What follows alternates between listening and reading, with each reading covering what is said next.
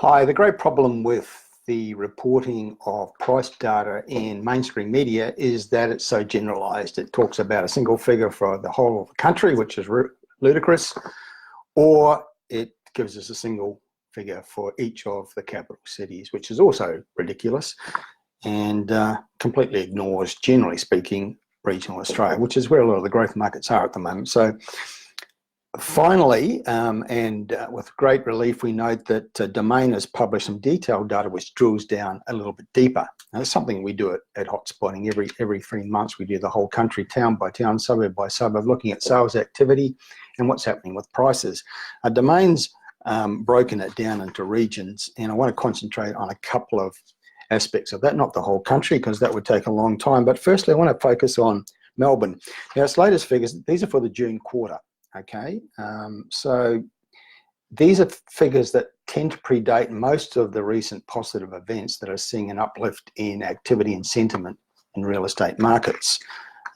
It probably reflects some impact from the federal election result, which was in mid-May, but it doesn't really reflect any impact from two recent interest rate reductions. It doesn't really reflect the changes by APRA, which makes it easier to get finance, and it doesn't reflect the impact of the recently legislated tax cuts. So most of the good stuff that's happened in the last couple of months aren't really reflected in these figures. So it's significant that predating most of those positive events, these figures indicate that Melbourne prices have stopped falling and have started to rise again, because we're looking at the quarter-on-quarter figures. What happened in the June quarter when you break Melbourne down into various regions? And in terms of house prices, according to the Domain figures, now these are just one set of figures from one research organisation. If we got similar figures from other research organisations, they would be different numbers. That's just the way it is. They all use different methodologies.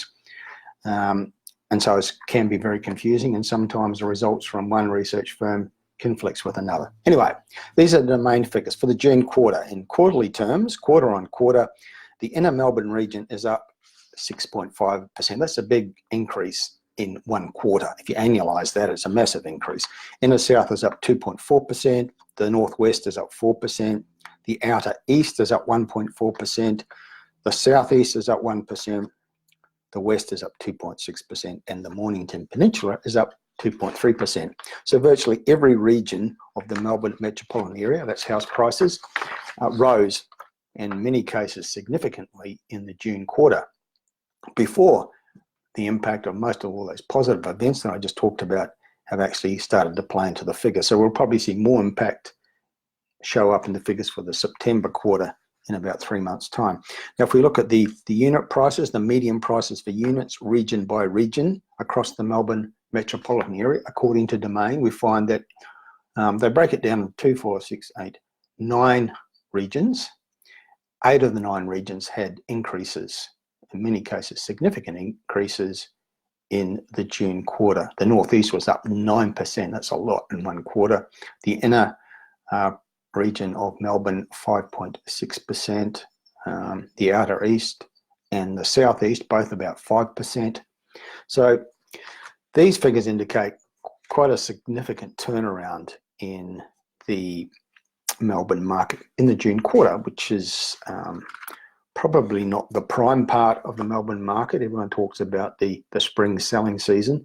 So the September quarter is probably going to, for various reasons, as we get out of winter, and also as we start to feel the impact of all those positive things like tax cuts and interest rate cuts, APRA changes feed into the market, we're probably going to see more positive numbers for Melbourne and elsewhere in the September quarter figures. Now, turning our attention to the much neglected regional markets of Australia. I'm very grateful that Domain has actually given some attention to the regions, because as we keep saying at Hotspotting, that's where many of the strong growth markets currently exist in Australia and have existed for the last couple of years. So their figures for the New South Wales regions reflect that. Very different to what's happening in Sydney. Sydney has been in decline, as we all know, for the last 18 months to 2 years after 5 years of strong growth. But the New South Wales regional centres have been doing something very different. Most of them have been rising, as we keep saying at Hotspotting, because that's what shows up in our quarterly town by town, suburb by suburb analysis. So these domain figures show, now we're talking about annual figures, just to keep it simple. Most of these areas have shown growth both in the last quarter and in annual terms. The capital region in annual terms up 2.5%, the Central West up 2%, the Coffs Harbour region up about 6%, the Far Western Arana region, I think I assume that it's out around Dubbo, up 5 or 6%, the Murray region up 5%, etc., etc. Then we turn to Victoria. Now, what I've been saying for some time is that this probably the strongest market in Australia in current times is regional Victoria. Places, firstly it was Geelong, then Ballarat and Bendigo, but lots of other parts of regional Victoria have risen as well.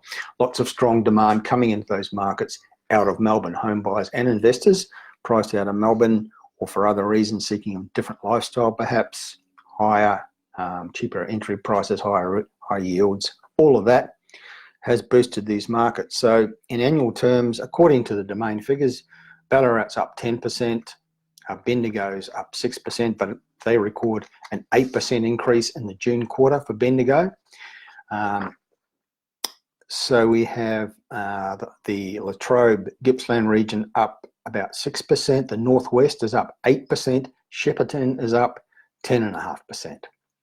Now Geelong is no change in annual terms and a 4% increase in the June quarter, and that reflects what we've been saying, is that the Geelong market, which for a couple of years was the strongest market anywhere in Victoria, including Melbourne, has passed its peak and is you know, the Geelong party for now is over. It's going to be a strong place to own real estate long term, but for now, this cycle, it's peaked and is winding down, I would suggest, and these figures tend to reflect it, but still very strong rising markets in Ballarat, Bendigo, and other parts of regional Victoria.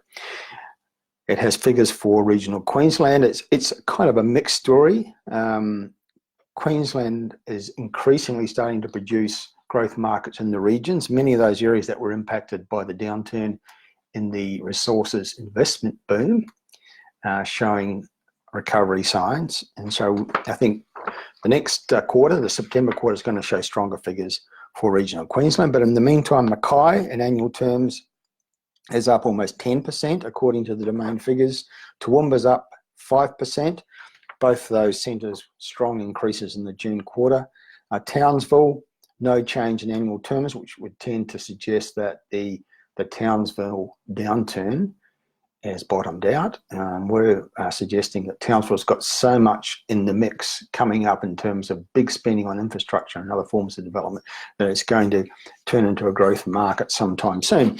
Now, regional South Australia, most people probably never give it a moment's thought. As investors, we've recently completed that section of the market in terms of our quarterly town by town, suburb by suburb analysis, and we found a surprising number of growth markets in South Australia, like the Victor Harbour precinct down south of Adelaide, around Goolwa and Strathalbyn, the Barossa Valley towns, all sorts of markets looking reasonably buoyant. And these figures show that the Barossa region in annual terms is up 5.5%. The region that they term South Australian Outback is up 11%, and South Australian Southeast is up about 2%. Tasmania's got the strongest growth figures, which wouldn't surprise, because Tasmania, Hobart's been the strongest capital city for price growth for the last couple of years, and regional Tasmania has followed. So we've got, in annual terms, the southeast of Tasmania up almost 30%, that's 30%. The Sorrel Dodgers Ferry area up 17%, the west and northwest up 7%, etc., etc. The growth figure in annual terms for Launceston is about 3.5%, which reflects what we've recently said in our recent analysis, that Hobart and Launceston, after a couple of strong years, what I would call a mini boom, they're past their peak and are starting to gradually wind down, but parts of regional Tasmania are still very strong. Even Western Australia and the regions, there are a number of the regional areas of Western Australia, which have had strong growth in their median prices in the last 12 months, according to these figures. What they term the Western Australia wheat belt is up 11.5%. Esperance down in the south of the state is up 11.5%. Margaret River Busselton area is up 3.5%. Albany is up 2.5%. The Pilbara region up 3%. And what they call wheat belt north is up 8.5%. A few regions, the Goldfields is up 4%. Kimberley's up about 1%. There's a few regions that are still down, but generally speaking, most of the regions in Western Australia have in annual terms shown strong growth. And we never hear about these things in the media. They're completely ignored. And so you, the consumers of Australia, have not been made aware, unless you listen to me banging on a regular basis, that there's a lot of growth markets across Australia. The general theme in mainstream media, our shallow, poorly informed media, particularly our national newspapers and our big city newspapers, totally obsessed with Sydney and Melbourne, talking about property prices falling across the country. Well, these figures again confirm what we've been saying. There's lots of growth markets across Australia, many of them in regional Australia. So hopefully that gives a little bit of perspective.